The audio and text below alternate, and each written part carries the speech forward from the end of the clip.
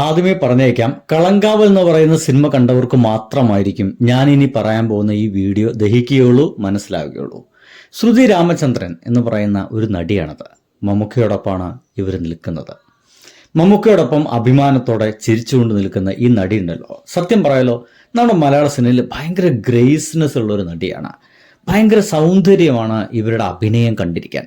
ഭയങ്കര രസകരമായി തോന്നിപ്പോകും. ഞാനിങ്ങനെ ഇപ്പോൾ അവരെ കുറിച്ച് പറയാനുള്ള ഒരു കാരണം എന്താ വെച്ച് കഴിഞ്ഞാൽ, കളങ്കാവൽ എന്ന് പറയുന്ന സിനിമയുടെ പോസ്റ്ററുകളിലേക്കും മറ്റൊക്കെ നോക്കുകയാണെങ്കിൽ, സിനിമയിലേക്ക് ഇരുന്ന് നോക്കുകയാണെങ്കിൽ, നോക്കിയേ, നിങ്ങൾക്കിപ്പോൾ എൻ്റെ മുമ്പിൽ കാണുന്ന, നിങ്ങളുടെ മുമ്പിൽ കാണുന്ന ഇത്രയും നടിമാര് ആ സിനിമയിൽ അഭിനയിച്ചിട്ടുണ്ട്. മമ്മൂട്ടിയുടെ നായികമാരാണ് ഇവരെല്ലാം. പക്ഷേ ഈ നടിമാരൊക്കെ കണ്ടിരിക്കുന്ന സമയത്ത് പലപ്പോഴും ഈ സിനിമ കണ്ട പല ആൾക്കാരും പറഞ്ഞത് മമ്മൂട്ടിയുടെ പ്രായം ഒരു വലിയ ഇഷ്യൂ തന്നെയാണ് എന്നതാണ്. അല്ലെങ്കിൽ ഒരു 10-20 വർഷം മുമ്പെങ്കിലും ഇങ്ങനത്തെ ഒരു സിനിമ ഇറങ്ങണമായിരുന്നു എന്നുകൂടി പറയുന്നുണ്ട്. കാരണം മമ്മൂട്ടിയുടെ പ്രായം, അദ്ദേഹം പരിചയപ്പെടുത്തുന്ന പെണ്ണുങ്ങൾ പലപ്പോഴും മമ്മൂട്ടിയേക്കാൾ എത്രയോ ചെറിയ കൊച്ചു പെൺകുട്ടികളായിട്ടൊക്കെ കാണുന്നവർക്ക് ഫീൽ ചെയ്തിരുന്നു എന്ന് പറയുന്ന ഒരു വർത്തമാനം കൂടി പല ആളുകളും പറയുന്നുണ്ട്. നമുക്ക് അവരുടെ അഭിപ്രായത്തെ നമുക്ക് അംഗീകരിക്കേണ്ടി വരുമെന്നുള്ളതാണ്.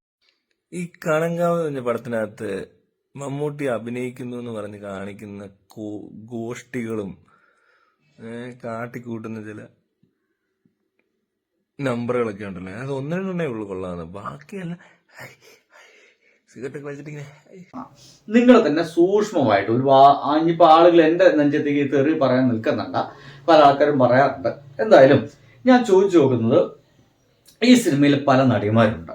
ഞാൻ 1-2 നടിമാരെ കൃത്യമായിട്ട് നിങ്ങൾക്ക് ഇങ്ങനെ കാണിച്ചു തരാം. നിങ്ങൾക്ക് തുടക്കത്തിൽ കാണുന്നത് അരി സുഹാന എന്ന് പറയുന്ന ഒരു നടിയാണ്. പിന്നെ നിസ എന്ന് പറയുന്ന വേറെ നടി, ശ്രീനന്ദ, സരിത, ഗായത്രി അരുൺ എന്ന് പറയുന്ന വേറൊരു നടിയുണ്ട്.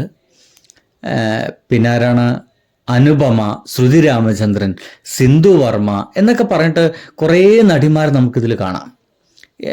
നമ്മുടെ രജിഷ വിജയനടക്കം ഇദ്ദേഹത്തോടൊപ്പം അഭിനയിച്ചിട്ടുണ്ട്, ഒരു പെയറായിട്ട് അഭിനയിച്ചിട്ടുണ്ട്. വേറൊരു നടി കൂടി ഉണ്ടാകുന്നല്ലോ, ഭയങ്കര രസമായിട്ട് അഭിനയിച്ചൊരു നടി കൂടി ഉണ്ടായിരുന്നു. അവരെവിടെ? അവർ ഈ ഫോട്ടോ ഒന്ന് ഒഴിവാക്കിയോ? ശരിയായ പരിപാടിയായില്ലല്ലോ. ധന്യ അനന്യ എന്ന് പറയുന്ന പെൺകുട്ടി, ഇങ്ങനെ കുറേ പേര് ഈ സിനിമയിൽ അഭിനയിച്ചിട്ടുണ്ട്. നമ്മൾ പല ആളുകളൊപ്പം പേര് നമ്മൾ നോക്കുന്ന സമയത്ത് മമ്മൂട്ടിയുടെ പ്രായവുമായിട്ട് അങ്ങോട്ട് ചേരാത്തതുപോലെ, നമ്മൾ ഈ അവിലും മത്തിക്കറിയും കൂട്ടി കഴിക്കുക എന്ന് പറയുന്ന പരിപാടി ഉണ്ടല്ലോ, അതേപോലെയൊക്കെ ചില ആളുകൾക്ക് ഫീൽ ചെയ്തു എന്നൊക്കെ പറയുന്നുണ്ട്. സത്യസന്ധമായി നോക്കുകയാണെങ്കിൽ ചിലതൊക്കെ നമുക്ക് അങ്ങനെ ഫീൽ ചെയ്തു എന്നതാണ്. എന്നാൽ ഏത് നടിയോടൊപ്പമുള്ള പെയറിംഗ് ആണ് ഏറ്റവും സുന്ദരമായിട്ട് നിങ്ങൾക്ക് ഫീൽ ചെയ്തതെന്ന് വെച്ച് കഴിഞ്ഞാൽ, സത്യം പറയാലോ, സംവിധായകൻ അത് ഭംഗിയായിട്ട് ഇന്ന് തിരഞ്ഞെടുത്തു എന്നതാണ്. നമ്മൾ ഈ സിനിമ കണ്ട ആളുകൾ ആരും ശ്രുതി രാമചന്ദ്രൻ എന്ന് പറയുന്ന ഈ നടിയെ മറക്കില്ല എന്നാണ് എനിക്ക് തോന്നിപ്പോകുന്നത്. മറക്കാൻ നിങ്ങൾക്ക് കഴിയില്ല. ഈ ഒരു നടിയെ നിങ്ങൾക്ക് മറക്കാൻ കഴിയില്ല. ഈ ഒരു നടി, മമ്മൂട്ടി എന്ന് പറയുന്ന അതിലത്തെ ആ ഒരു സീരിയൽ കില്ലറിൻ്റെ മടിയിൽ കിടക്കുന്ന ഒരു കിടപ്പ് നമുക്കൊരു കാരണവശാലും മറക്കാൻ കഴിയില്ല. ഇനിയിപ്പോൾ സിനിമ കണ്ടാലും കണ്ടിട്ടില്ലെങ്കിലും കാണാത്തവർക്ക് വേണ്ടിയിട്ടുള്ള ഒരു വർത്തമാനമാണ് ഞാൻ ഇങ്ങനെ പറയാൻ പോകുന്നത്. അതെന്ത് വെച്ച് കഴിഞ്ഞാൽ, സിനിമയുടെ തുടക്കത്തിൽ ഒരു സാധാരണ ഒരു കുടുംബത്തിൽ ഉള്ള ഒരു വ്യക്തിയായിട്ടാണ് നമുക്ക് എല്ലാവർക്കും ഫീൽ ചെയ്യുക മമ്മൂട്ടി എന്ന് പറയുന്ന മനുഷ്യനെ. അദ്ദേഹം ഭാര്യയോടും മകനോടും മകളോടും ഇരുന്നിട്ട് TV കാണുകയാണ്. തമിഴ്നാട്ടിലാണ്. TV കണ്ടുകൊണ്ടിരിക്കുന്ന സമയത്ത് പെട്ടെന്നൊരു ഫോൺ കോൾ വരുന്നു. പഴയ 1100 എന്ന് പറയുന്ന മൊബൈലിലേക്കാണ് ആ ഒരു കോൾ വരുന്നത്. നോക്കിയയുടെ ഫോണിലേക്ക് കോൾ വരുന്നു. അത് പെട്ടെന്ന് ആ കോൾ എടുത്തിട്ട് എന്നെ സർ എന്നൊക്കെ ചോദിച്ചിട്ട് അവിടുന്ന് എന്തൊക്കെ ഉത്തരം കിട്ടുമ്പോൾ പെട്ടെന്ന് തന്നെ ജോലിയുടെ എന്തൊക്കെ ആവശ്യമായിട്ട് ഇപ്പോൾ ഇവിടുന്ന് പുറത്തേക്ക് ഇറങ്ങണമെന്നുള്ള സൂചന ആ ഒരു ഭാര്യയ്ക്ക് നൽകുന്നു. എനിക്ക് പെട്ടെന്ന് പോകണം, സാറ് വിളിക്കുന്നു എന്ന് പറയും. അപ്പോഴൊന്നും നമുക്ക് ഇദ്ദേഹം ചെയ്യുന്ന ജോലി എന്നുള്ളൊരു ഹിൻറ്റും നമുക്ക് കിട്ടില്ല. പിന്നെ നമ്മൾ ഇയാൾ അവിടെ നിന്ന് ഇറങ്ങിക്കഴിഞ്ഞ് പിന്നെ നമ്മൾ കാണുന്നത് ഒരു റെട്രോ കാറിൽ ശ്രുതി രാമചന്ദ്രനുമായിട്ട് യാത്ര ചെയ്യുന്നതാണ്. ഭയങ്കര രസകരമായ സിനിമ. നമുക്ക് ഇതിനായിരുന്നു ഇറങ്ങി രാത്രിയിൽ ഇങ്ങനെ യാത്ര ചെയ്യുന്നു. അവൾ സ്വന്തം വീട്ടിൽ നിന്ന് ഇറങ്ങി വന്നതാണ്. വീട്ടുകാരും അറിഞ്ഞിട്ടില്ല. കുറേ ദൂരം യാത്ര ചെയ്തിട്ടാണ് അവിടേക്ക്, ട്രെയിനൊക്കെ കയറിയിട്ടാണ് അവിടേക്ക് എത്തിയത്. അപ്പോൾ ഇതൊക്കെ ചോദിക്കുന്നുണ്ട്.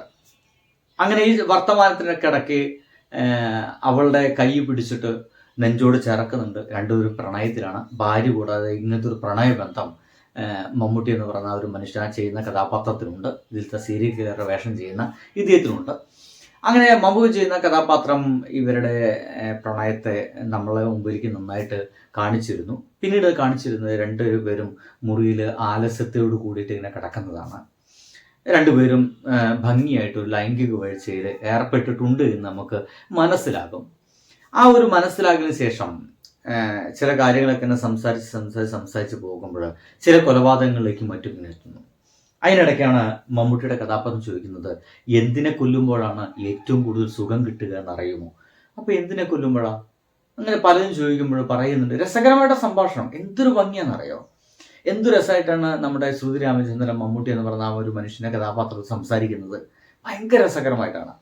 അപ്പോൾ മമ്മൂക്ക പറയുന്നുണ്ട്, മനുഷ്യനെ കൊല്ലുമ്പോഴാണ്, കാരണം അതിൽ റിസ്ക് എലമെന്റ് കൂടുതലുണ്ട്.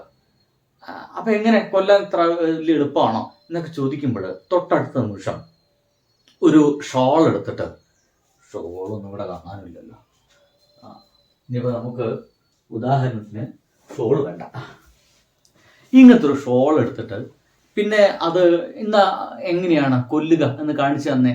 അപ്പോൾ ഈ ഷോൾ എടുത്ത് ഇങ്ങനെ തിരിച്ച് അത് ആ ശ്രുതി രാമചന്ദ്രൻ്റെ കഴുത്തിലേക്ക് 2 തവണ ചുറ്റി ഇങ്ങനെ എന്നൊന്ന് കാണിക്കുന്നുണ്ട്.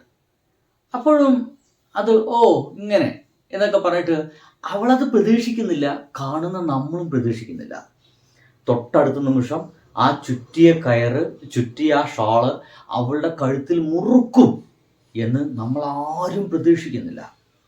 അങ്ങനെ പ്രതീക്ഷിക്കാത്ത സമയത്താണ് ഇങ്ങനെ എന്ന് പറഞ്ഞുകൊണ്ട് ചുണ്ടിൽ കടിച്ചു പിടിച്ച സിഗരറ്റ്, ആ സിഗരറ്റ് വീഴ്ത്താതെ തന്നെ അവളെ തൻ്റെ മടിയിലേക്ക് വലിച്ചിട്ട് കഴുത്തിലേക്ക് ആ ഷാള് പിന്നീട് മുറുക്കുകയാണ്. പിന്നീട് മമ്മൂട്ടി എന്ന് പറയുന്ന ആ മനുഷ്യൻ്റെ മുഖം മാത്രമാണ് കാണിക്കുന്നത് സ്ക്രീനിൽ. ആ മുഖം കണ്ടാൽ മതി. തൊട്ട് മുമ്പിൽ മടിയിൽ കഴുത്തു മുറുകി മരിച്ചുകൊണ്ടിരിക്കുന്ന ആ പെൺകുട്ടിയുടെ പിടച്ചിൽ, ആ പിടച്ചിലിൻ്റെ വേദന അത് ആ മമ്മൂട്ടി എന്ന് പറഞ്ഞ ആ മനുഷ്യൻ്റെ മുഖത്ത് കാണാം. അതിഗംഭീരമായിട്ടാണ് ഇത്തരം വേഷങ്ങളിലൂടെ മമ്മൂട്ടി എന്ന് പറയുന്ന മനുഷ്യൻ പോയിരിക്കുന്നത് എന്നുള്ളത് നിസ്സംശയം പറയാം. അല്ലെങ്കിൽ നമുക്ക് ആ ഒരു കൊലപാതകത്തിൻ്റെ ഭീകരത കാണിക്കാൻ വേണ്ടിയിട്ട് ശ്രുതി രാമചന്ദ്രൻ്റെ കഴുത്തിൽ അത് മുറുകുന്നതായിട്ടും കണ്ണുകളൊക്കെ പുറത്തേക്ക് തള്ളുന്നതായിട്ടും നാവ് കടിക്കുന്നതായിട്ടും പലതും കാണിക്കാം. പക്ഷെ അതൊന്നുമില്ല. ഏട്ടാന്ന് വിളിക്കുന്നുണ്ട്. പക്ഷേ അവൾ ഒരു നിമിഷം പോലും ആലോചിച്ചിട്ടില്ല താൻ കൊല്ലപ്പെടാൻ പോവുകയാണ്, താൻ ഒരു സീരിയൽ കില്ലറിൻ്റെ മുമ്പിലാണ് താൻ വന്ന് പെട്ടിരിക്കുന്നത് എന്ന് അവൾ ഒരു നിമിഷം പോലും മനസ്സിലാക്കുന്നില്ല, അറിയുന്നില്ല, തിരിച്ചറിയുന്നില്ല. അതങ്ങോട്ട് മുറുകി അങ്ങോട്ട് തീർന്ന സമയത്ത് പിന്നീട് ഒരു ലോങ് ഷോട്ടാണ്. ആ ലോങ് ഷോട്ടിൽ ഒന്ന് തട്ടി നോക്കുന്നുണ്ട് അവൾ മരിച്ചോ എന്ന് മമ്മൂട്ടി ചെയ്യുന്ന കഥാപാത്രം. ആ തട്ടി നോക്കി അവൾ മരിച്ചു എന്ന് ഉറപ്പായി കഴിഞ്ഞാൽ ശരീരം ഒന്ന് ഇളക്കി തൻ്റെ ചുണ്ടിലേക്ക് വീണ്ടും ആ സിഗരറ്റ് വെച്ച് അതിൽ നിന്നൊരു നല്ല പുക കൂടുതലെടുത്ത് ചങ്കിലേക്ക് കൊണ്ടുപോയി ഒരു വട്ടം, ഒരു റോള് പുറത്തേക്ക് വിടുമ്പോഴാണ് എൻ്റെ പൊന്നു സുഹൃത്തുക്കളെ ഗൂസ് ബംസ് തിയേറ്റർ മുഴുവൻ കയ്യടി ഉണ്ടാവുന്നത്. ഇയാളൊരു അതിഭീകരനായിട്ടുള്ളൊരു കൊലപാതകിയാണ് എന്ന് നമുക്ക് അപ്പോൾ തിരിച്ചറിയാൻ കഴിയുന്നതാണ്. ഒരുപക്ഷെ ഇന്ത്യൻ സിനിമയിൽ ഇങ്ങനെ ഒരു സീരിയൽ കില്ലറിൻ്റെ വേഷം ചെയ്യുന്ന ഒരു വലിയ നടൻ ഒരുപക്ഷെ അത് മമ്മൂട്ടി മാത്രമായിരിക്കും. മറ്റുള്ള എല്ലാ നടന്മാരും ഇങ്ങനത്തെ ഒരു വേഷം ചെയ്തു കഴിഞ്ഞാൽ അത് തൻ്റെ ഇമേജിനെ ബാധിക്കുമോ എന്നൊക്കെ അവർ ഭയപ്പെടാനുള്ള സാധ്യത കൂടുതലാണ്. തൻ്റെ ഇമേജിനെ ബാധിക്കുമോ, തൻ്റെ ആരാധകർ ഇങ്ങനത്തെ ഒരു സിനിമ ഏറ്റെടുക്കുമോ, അത് അംഗീകരിക്കുമോ, തൻ്റെ ആരാധകർ പ്രശ്നം ഉണ്ടാക്കുമോ, ഇങ്ങനത്തെ ഒരു സിനിമ വിജയിക്കുമോ എന്നൊക്കെ ആലോചിക്കുന്ന സമയത്താണ് മമ്മൂട്ടി ഒരു മടിയും കൂടാതെ സ്വന്തം നിർമ്മാണ കമ്പനിയായിട്ടുള്ള മമ്മൂട്ടി കമ്പനിയുടെ പേരിൽ ആ സിനിമ നിർമ്മിക്കുന്നു, മകന് വിതരണം ചെയ്യാൻ കൊടുക്കുന്നു. ഇപ്പോൾ ഏകദേശം 70 കോടിയോളം കടന്നിട്ട് 100 കോടിയിലേക്ക് എത്താൻ വേണ്ടി വളരെ പതുക്കെ നീങ്ങിക്കൊണ്ടിരിക്കുന്നു ഈ ഒരു സിനിമ എന്നുള്ളൊരു വാർത്തയാണ് നമ്മുടെ മുമ്പിലേക്ക് കിട്ടിക്കൊണ്ടിരിക്കുന്നത്. എൻ്റെ ചോദ്യം ഇത്ര മാത്രമാണ് സിനിമ കണ്ടവർക്ക്. മമ്മൂട്ടിക്ക് ഈ ശ്രുതി രാമചന്ദ്രനുമായിട്ടുള്ള ഈ ഒരു റിലേഷനാണോ, അല്ലെങ്കിൽ വേറെ നടിമാരുണ്ട്,